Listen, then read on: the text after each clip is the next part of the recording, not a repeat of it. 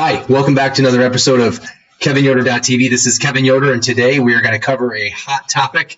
And the title of this video today is how to navigate through the hottest real estate market in the U.S. That puts a lot of pressure on us real estate agents here in Grand Rapids, Michigan, to help our sellers and buyers navigate through the hottest market in the United States. And we'll get started with that topic in a moment. Before we do, I want to remind you again about a couple links on this video blog. One is a home search. So click on the link if you want to look at all the homes on the market. It'll cover every house on the MLS. It's important to note that this website that we have is all homes, and it's up to date. It's real time. There's no lagging data, so you won't go there and find homes that actually have sold 3 years ago like you might find on other websites. All access. The other one is a market snapshot. This is if you're looking to sell your home and you want to know what your home may sell for in today's market. It'll show you where your neighbor's home sold for, the home down the street. It'll give you a ballpark range, and we can always hone in on that number for you when the time is right.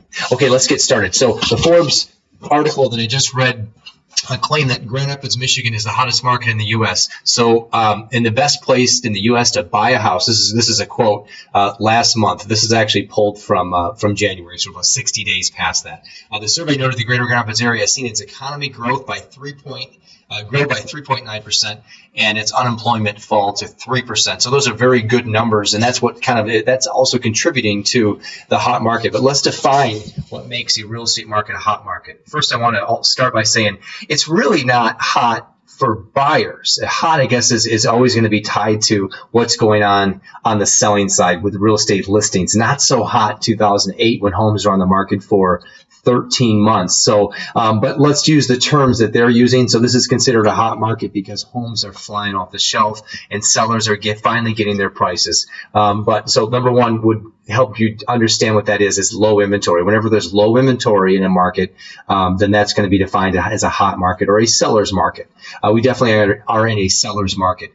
We've seen the biggest drop in Grand Rapids from inventory year to year. From last year, we're down 50%. So that's also contributing to Forbes saying that we're the hottest market in the U.S.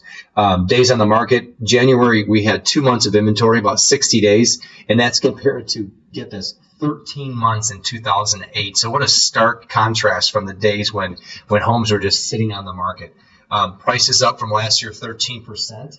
And the other thing that's sort of causing this is low interest rates, and because they're so low, a lot of folks have refinanced in the last 2 years. That has kept those potential would-be sellers in their homes, and that is also depleting the marketplace of otherwise perfectly good homes to buy. The last one that is a little bit of something that folks maybe don't realize is that the ratio of first-time home buyers fell to 32% last year, and I think that was like compared to over 30 years ago. So first-time home buyers, that's down.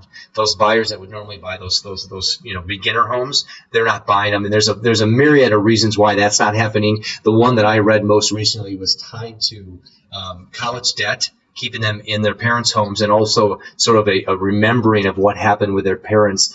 Some of them lost their homes, and they have that in their minds as they're going forth and deciding whether or not home ownership is something they want to take advantage of.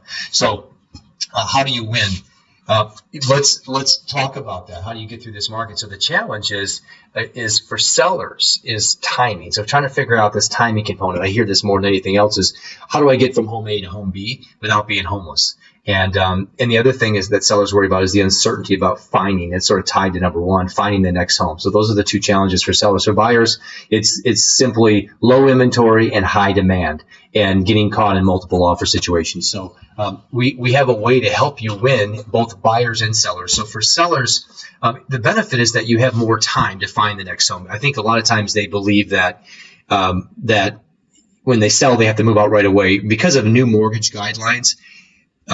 Loans are taking a lot longer. So you have up to 8 weeks, sometimes longer, to navigate from home A to home B from the time your home offer is actually accepted.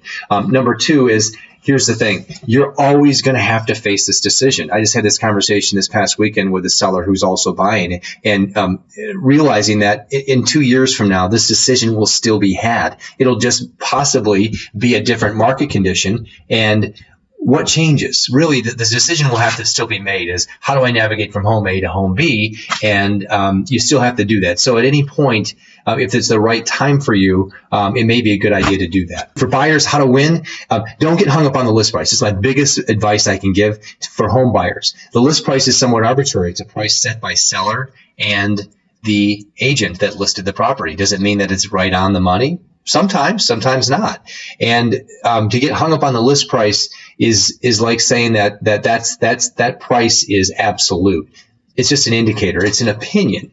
So what if they're off by 5%? So the best thing to do is have your agent do a market analysis for you, help you understand what it's selling for in the neighborhood, and then realize that if you have to get your dream home, sometimes you have to step up and go over list price, especially in this market, or else you'll just lose that next home each and every time. 1%. I'm sorry. Let me give you some numbers here. $1,000 increased in price equals $4. So if you love a certain home and you want to get it, don't lose it over $1,000. Let me exaggerate the point. If you find the dream home, you've got to have it. It meets all of your needs. There's nothing about it that you don't like, and you can see yourself living there for 20 years. What if it's $10,000 more than what you wanted to spend? $10,000 equals $40 a month in payment. So for most people, $40 is not enough to have them not move forward with their dream home. And for that reason, just look at the budget, see what makes sense for you. And if it does, then it's probably a good idea to go ahead and put your best foot forward and get that property. So hopefully this is helpful. If you're looking to navigate through this hot market in West Michigan and you'd like some advice, always feel free to reach out to us. We can be reached at 202-1738. And you can shoot me a quick email at kevin@yoderteam.com, or just comment in the area below. Thanks for tuning in to kevinyoder.tv, and we'll catch you soon.